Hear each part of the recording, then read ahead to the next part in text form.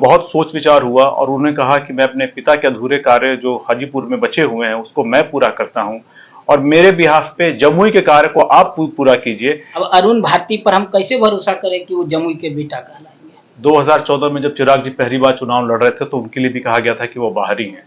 क्या भारत का संविधान हमको इस चीज की आजादी नहीं देता कि हम कहीं से भी चुनाव लड़ सके? जमुई के लोगों का एक और शिकायत है कि चिराग पासवान बहुत लोगों से मिल नहीं पाते थे। अब आप पे भी विपक्ष के लोग आरोप लगा रहे हैं कि आप लंदन में पढ़ाई किए, जमुई में जीत जाएंगे, आएंगे नहीं। मैंने एमबीए जरूर लंदन से किया है, लेकिन एमबीए कंप्लीट करने के बाद मैं सीधे वापस अपने देश आ गया था और इसके बाद जो भी मैंने रोजगार सृजित किया था अपने व्यवसाय के द्वारा वो मैंने अधिकतर बिहार में ही किए हैं। चाहे वो कॉल सेंटर लगाने का काम हो, चाहे वो प्रोजेक्ट्स का काम हो या फिर टाटा मोटर का डीलरशिप हो, वो सब मैंने बिहार में लगाया। फायदा जमुई को भी होगा, जमुई लोकसभा क्षेत्र में जी भी होगा। तो अब मेरा जो एक्सपीरियंस है, मेरा जो अनुभव है, उसके हिसाब से मैं ये कोशिश करूंगा कि ऐसे कुछ प्रोजेक्ट्स पब्लिक या प्राइवेट जमुई में लाया जाए जहां यहाँ पे भी रोजगार की लोकसभा चुनाव की रणभेदी अब शुरू हो गई है। लगातार जो नेता हैं वो अपने अपने क्षेत्र में भ्रमण करने शुरू कर दिए हैं। अभी हम जमुई लोकसभा क्षेत्र में हैं, जहां के सांसद पिछले 10 साल से चिराग पासवान हैं और अब उन्होंने अपने जीजा जी को मैदान में उतारा है और नामांकन हो गई है। और हमारे साथ हैं बात करने के लिए। पहले हमारे चैनल पे आपका सर बहुत बहुत स्वागत है। बहुत बहुत धन्यवाद आपका समय देने के लिए। सर 10 साल से सांसद हैं चिराग पासवान, अब आपको नए फेस के रूप में जमुई की जनता देखेगी जी, क्या मैसेज देना चाहेंगे पहले जमुई के लोगों को? मैं जमुई की जनता को यही मैसेज देना चाहूँगा। मैं उनसे आशीर्वाद मांगूंगा। मैं ये कहूँगा कि जैसे आपने 10 साल पहले चिराग को अपना बेटा बना करके संसद में भेजा था ताकि वो आपकी आवाज़ को उठा सकें, आपके लिए कार्य कर सके। जो जमुई लोकसभा में पिछले 25 सालों में जो काम नहीं हुआ हो सका, वो उन्होंने उस काम को शुरू किया, उसको गति दी।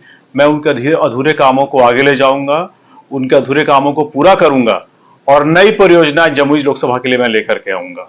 इसलिए वो अपना आशीर्वाद दे और मुझे संसद में भेजे अपना बेटा बना करके। चिराग पासवान कहा करते थे युवा अवस्था में आया हूँ, बुजुर्ग अवस्था में जाऊंगा। जी, अब नए रूप में आपको उतारे हैं। जमुई की जनता कह रही है कि अब अरुण भारती पर हम कैसे भरोसा करें कि वो जमुई के बेटा कहलाएंगे?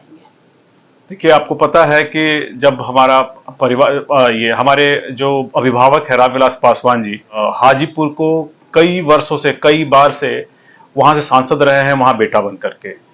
और पिछले 2 टर्म से चिराग जी जमुई के लिए काम करते रहे हैं और यहाँ वो बेटा बन के अपना काम करते रहे, यहाँ विकास को प्रगति देते रहे।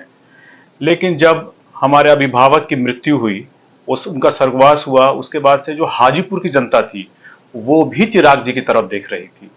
ऐसे में आपको पता ही है कि एक पिता का कर्ज बेटे को उतारना पड़ता है। इसी सिलसिले में बहुत सोच विचार हुआ और उन्होंने कहा कि मैं अपने पिता के अधूरे कार्य जो हाजीपुर में बचे हुए हैं उसको मैं पूरा करता हूं और मेरे बिहाफ पे जमुई के कार्य को आप पूरा कीजिए। इस तरह से जमुई और हाजीपुर दोनों से मेरा रिश्ता हमेशा बना रहेगा और जमुई को एक नहीं 2-2 सांसद मिलेंगे। जब जो एक नारा लग रहा है बाहरी बनाम लोकल, अरुण भारती इस पर कैसे प्रभावी होंगे, लोगों तक पहुंच पाएंगे? देखिए, 2014 में जब चिराग जी पहली बार चुनाव लड़ रहे थे तो उनके लिए भी कहा गया था कि वो बाहरी हैं। हमारे अभिभावक स्वर्गीय रामविलास पासवान जी भी खगड़िया जिले के थे, लेकिन वो हाजीपुर गए। उन्होंने वहाँ की जनता से आशीर्वाद प्राप्त किया और लगभग 9 बार हाजीपुर को उन्होंने प्रतिनिधित्व दिया संसद में। तो क्या आप आज भी उनको बाहरी कहेंगे? क्या चिराग जी ने 10 साल में जमुई के लिए वो नहीं किया जो पिछले 25 सालों में हुआ? तो क्या आप आज भी चिराग जी को बाहरी कहेंगे? उसी तरह से मैं उनके परिवार का सदस्य हूँ।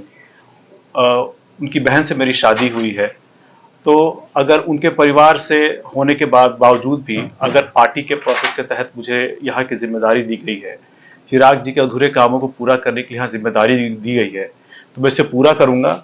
आप मेरी योग्यता पे, मेरी काबिलियत पे भरोसा कीजिए और मुझे भी बेटा बना करके संसद में भेजिए ताकि मैं भी चिराग जी के अधूरे कार्य को पूरा कर सकूं।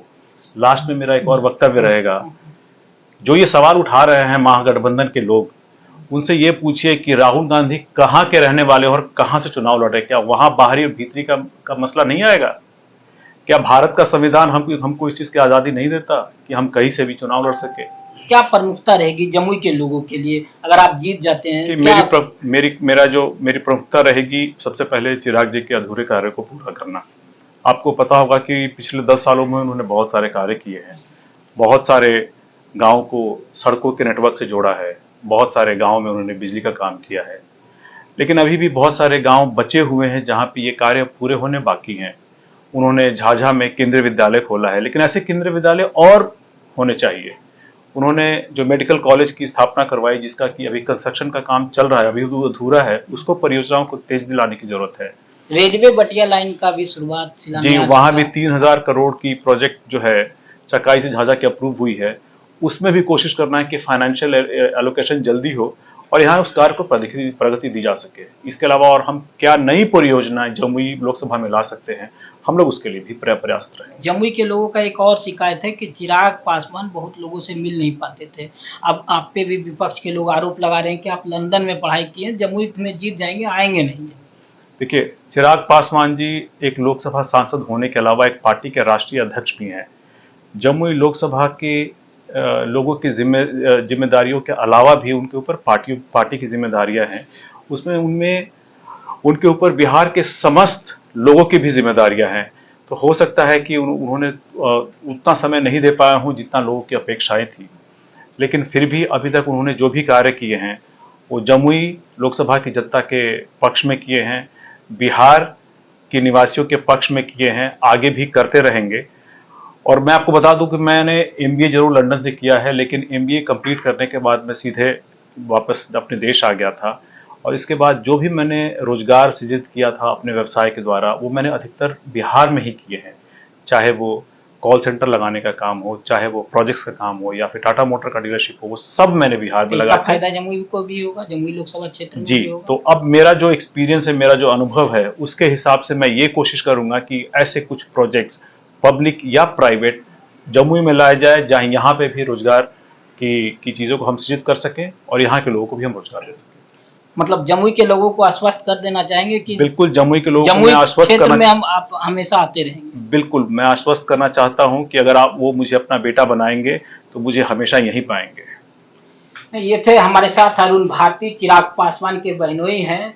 चिराग पासवान पिछले 10 साल से सांसद हैं और अब अपने बहनोई को जमुई लोकसभा क्षेत्र से लोकसभा चुनाव में उतारा है। अब देखना यह लाजमी होगा कि जो विपक्ष के लोग हैं वो लगातार आरोप लगा रहे हैं कि 10 साल से सांसद चिराग पासवान थे। उन्होंने कहा था कि युवा अवस्था में आए हैं, बुजुर्ग अवस्था में जाएंगे। अब उन्हीं के अंश के रूप में अरुण भारती यहाँ पर आए हैं। इन्होंने भी साफ तौर पे कह दिया है कि जमुई को अब 2 सांसद मिलने जा रहा है। इस तरह से जमुई का डेवलपमेंट होगा, ये तो देखना लाजमी होगा। धन्यवाद।